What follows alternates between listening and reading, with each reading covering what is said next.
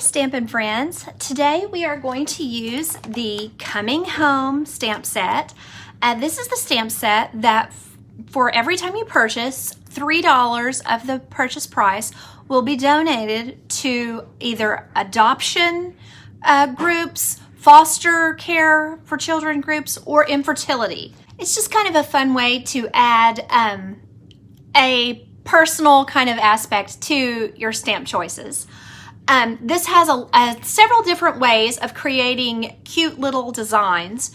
One of the things that Stampin' Up! Has done, now this is on page 24, 25, and 26 of the holiday August through December mini catalog. So if you need one, let me know and I will get you a catalog. What this does that is really interesting to me is you can layer different ones of these on top of the others to create kind of a different looking house, so that it's not just a plain boring house or a plain boring townhouse. You can put this in front of this and it just adds a little extra cuteness. So the first thing we're going to do, now I will tell you again, these are really simple cards that I have planned for tonight. They are just, one of them is mostly using the designer series paper, which I'll show you a little better here in just a minute. And the other is sort of more what you would call stamped. And the designer series paper does not have enough pieces, in my opinion, to make it into a complete, you know, like if you were going to make all of your Christmas cards out of it. I would probably use the stamp more so than the paper. But this paper that comes with it actually has plenty of different sentiments. Even though some of them are in other languages, you still have so many that are in English. So like Happy Christmas, Deck the Halls. You can just put all kinds of little different ones on here. And you can see here where I've cut out some of my favorites. Let's see if I can make it where you can see it. And the back side are these really cute wreaths.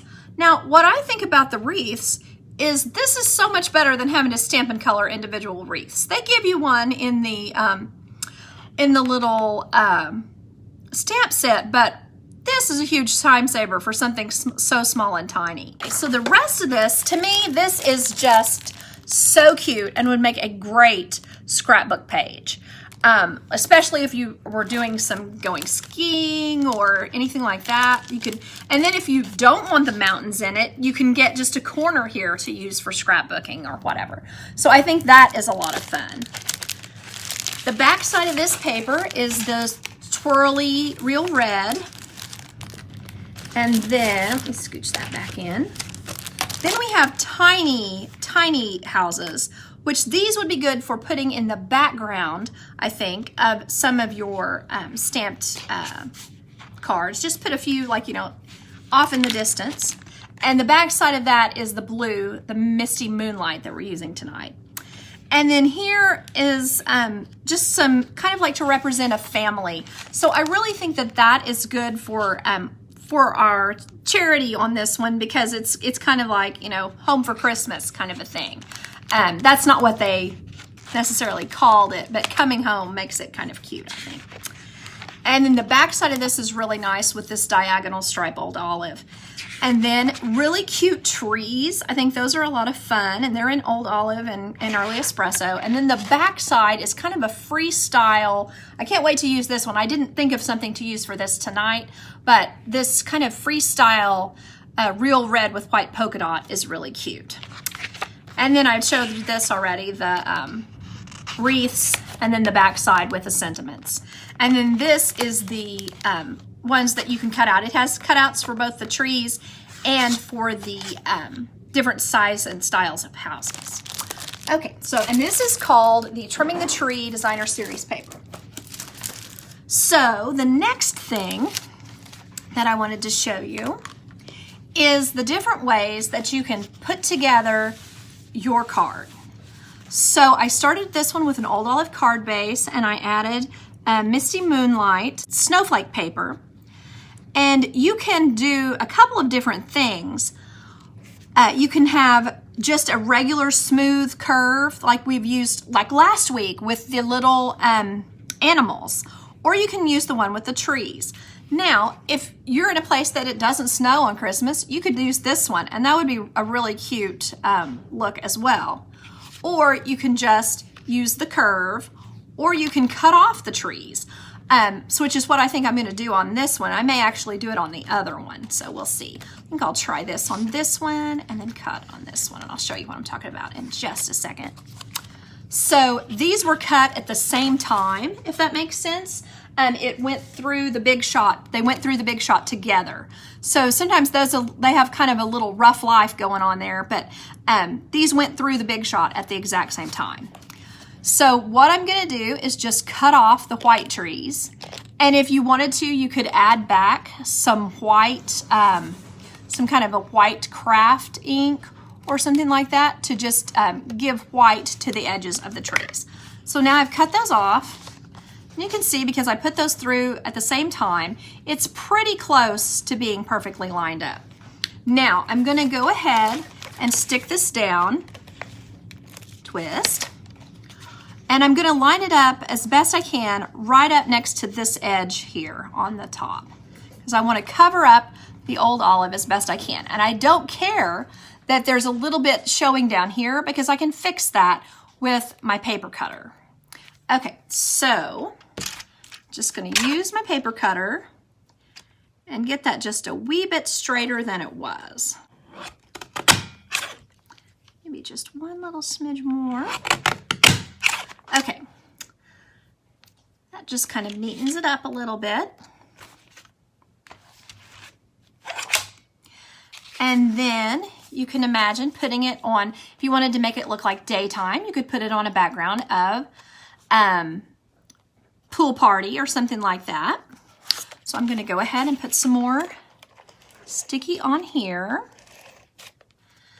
And then behind each of my trees, I'm going to use the small tiny mini glue dots, and so that they kind of stick out just a little more than normal. I'm actually not going to go ahead and peel off the backing just yet, because I'm going to go ahead and get it exactly where I want it on this pool party. So I want it to kind of, we want to cover up. We don't want any pool party showing on either side. So a lot of times what I do is make this layer here, the white layer or the green layer, depending on how you do that. I just make it a little bit larger than you normally would, just so that there's no chance that anything looks like it's too small on that layer. Okay, so I'm just going to peel the backing off of this tree. And then I decided I liked how this little tree looked. I like the little, this little house looked. So this is kind of like a ranch style, like kind of what we're used to in Oklahoma. And then if you put this in the front, it just adds a little more interest than normal. So I thought it might be cute to color the house blue and then make the little gingerbread, the little kind of front pieces, make them kind of alternate. So I'm going to use Old Olive and I'm going to use Real Red. And they just colored, Stampin' Up! Just colored them all gray, which is one way to, you can make that, if you do that, that makes it look like it's shingles, which is cute too. But I wanted to try to make it look like it was painted, like a painted lady from the Victorian times, like they have in Eureka Springs. I just thought that would be kind of cute to add. So there's that. All right. Now I'm going to add some blue. I think I'll put that right across here. And this has, I need to show you this. This has a little line here where you could put, oops, let me scooch it, sorry. You could try to write really tiny, like their name or something that would be really cute. Or you could put Noel or something in that little tiny space. That would be so adorable, I think. So, anywho, I'm going to go ahead and color this blue here. Now, one thing that is a little strange about the way Stampin' Up! Did this, there are shutters on the Designer Series paper, but the stamp doesn't have shutters. So there's a lot more space to fill with coloring on the actual stamp than there is on, you know, for the things they've already colored. So there's that. And as always, I'm using the more blunt, the tip that's more like a Sharpie to do my coloring, so I can go back and forth. You wouldn't want to do that if you were using one of the other end, this nice paint end. That's kind of more for doing really small places and things that you would have to be really careful of. Okay, so let's kind of imagine that. And we'll assume those are side lights, so I'm going to hunt a yellow to put that, you know, like a golden light is coming out of the house with pretty lights on. Let's see, I don't want it too dark, but I think I will use a light Daffodil Delight, color the inside of the windows. There we are.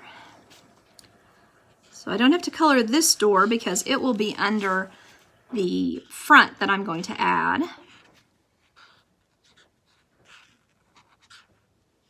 There we are. And then I'm going to assume these are side lights. And I'm going to make this a top light. And just kind of add color there. Just to kind of pep it up. And then since it's Christmassy, I think I'm going to add some red for the door. That'll be cute. This is actually, my favorite match to Real Red is the light Cherry Cobbler. So that's typically what I use when I'm wanting something to go with Real Red. So now at this point, you can decide what else you want to do on your house. I think I'm going to make the chimney red. Assuming some brick there. And then I'm going to hunt some light gray. That's what we have here. Light smoky slate. I think I'm going to use that for the roof and the trim pieces here. There we are. Okay. And then on this part, I had considered making this go red, green, and then it kind of occurred to me that I could really make that start looking a little more circusy than I want it to look.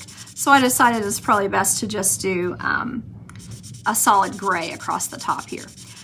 Now there is the one that looks like it's a city kind of design, like a townhouse, and that one actually could look cute, like red and white striped or something, because it would really be more, I don't know what the word would be, I guess more normal. Like you know, you could totally see a pizza place downstairs and a residence upstairs, so that could be kind of cutesy. But we're red and white striped because it kind of gives it a Christmas look. Maybe about time for a new one of these, because I'm noticing that it's not quite covering, because usually it just, you know, is really easy to get it covered. All right, so I'm finished with that for now. And then I'm going to try and decide, you know, you could be finished at this point, but I think I'm going to go ahead and color the background here into the light misty moonlight as well. So this will take me a minute.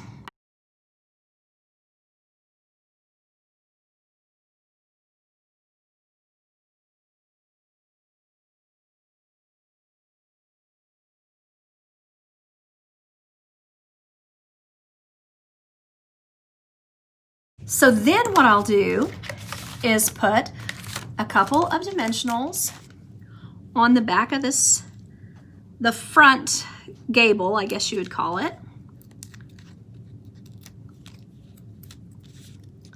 There we are. And you want to just line these up evenly. You want to get them evenly spaced. Let me try to show you this way. You want to get it evenly spaced between the windows, and then you want to get it straight across the bottom. That makes sense. So that it looks, the perspective looks kind of correct. Okay, and I probably will have to work on this myself later to get it exactly like I want it. Okay, so now that I've got that, I can imagine putting the house here. Let me turn that around. And then it could be really cute to have a little car in the front or not. I mean, it's one of those things that could be totally up to you. And I liked this little Merry Christmas on here. I thought that was cute. And there's so many choices though. You could put Happy Holidays, like if you think it would look better to have a green one on there, or you could put, there's numerous others that say like Joy to the World, things like that. I'm gonna go ahead and stick these down.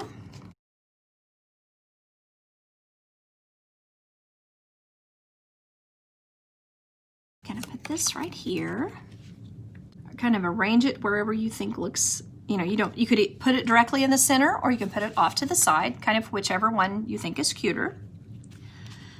And then maybe Happy Holidays right down here, or perhaps Merry Christmas right down there. And that one I did not cut very straight. Let's see if I cut this one a little straighter. Maybe I might like that better. And then I'm imagining probably putting this on a red card base, because to me the red really makes it pop, especially when you use red with Pool Party. Okay, so I'm going to stick down this Merry Christmas. No, I didn't really want to stick it to that, but I did. Okay, and I'm kind of going to use the corner to get it looking as straight as I possibly can and get it equal distant from both the bottom and the side. So there's that. Now I'm ready to just adhere it to my card base. And this here, kind of line it up as best I can. So to me, that is a simple card that you could really be able to do, like you could color the houses while you're sitting and watching TV, and it would be really simple to complete several of these in a pretty short time, I think. All right, now for our next card. Remember, we're using the background here, the nice pretty snowflake background with the misty moonlight. One thing you can do with this, if you want to save some paper, you can always cut this paper a little bit off, and then you would have a little bit extra down here at the bottom that you could use for another project or for something else. Okay, so on this one, we've cut off, wait, maybe this isn't the one. Shoot. Oh no, it's not the one, that's right. We'll just use this piece here, and I'm going to adhere it to the Misty Moonlight. Use this here. There we are. And I'm not big on the huge slope we've got going here, so I'm going to try to take a little bit of it out by scooching it to the left. And then I'm just going to use the paper cutter here to cut off just a little of the Whisper White on that side, and then the same on this side. That's one thing, this small trimmer is really nice for that. Makes it look, you can really make things look neat, and you don't have to hop up and get to your big cutter so many times.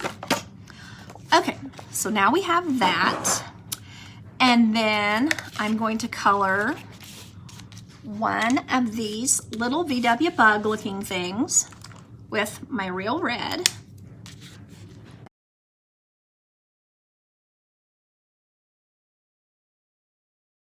One good thing about this, you know, we always have our color lifter, this white looking blend that we can use to get rid of the mistakes that we may or may not make as we're coloring. So then I'm just putting this across here. Ta-da. And you can always use a tiny bit of a light Pool Party to just add a little bit to the windows. This is actually dark Pool Party, but I'm just going to go with it. You can add some color in the windows so that it just looks a little more like glass. And then if you wanted to also, you could just take your Clear Wink of Stella and just put a little bit of that over the glass too to make it shiny as well. So then I'm going to use my gray as the, what do you call them? Bumpers, and as the hubcaps.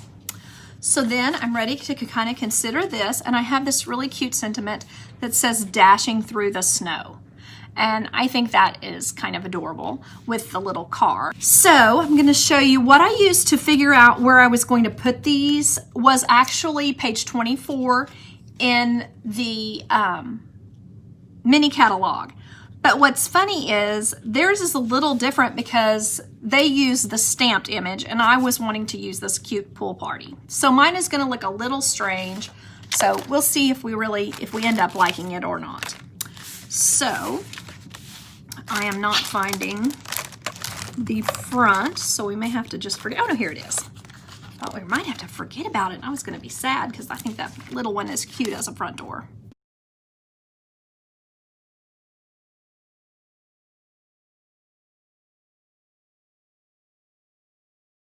So now I'm just going to try and line up this little guy over here on the edge, kind of going off the side here. And then I want to get the bottom as straight as I can. And then on that one, I want to put this cute little guy. And what they did was kind of have it set over just a little bit more, so you're just barely covering up the front door that is on the second layer. So you're just so that it's more offset. So that's kind of how they did that. But what makes this a little strange is on this one, there's no shutters, and on this one there is. So, you know, it might be better to use the stamped images on that.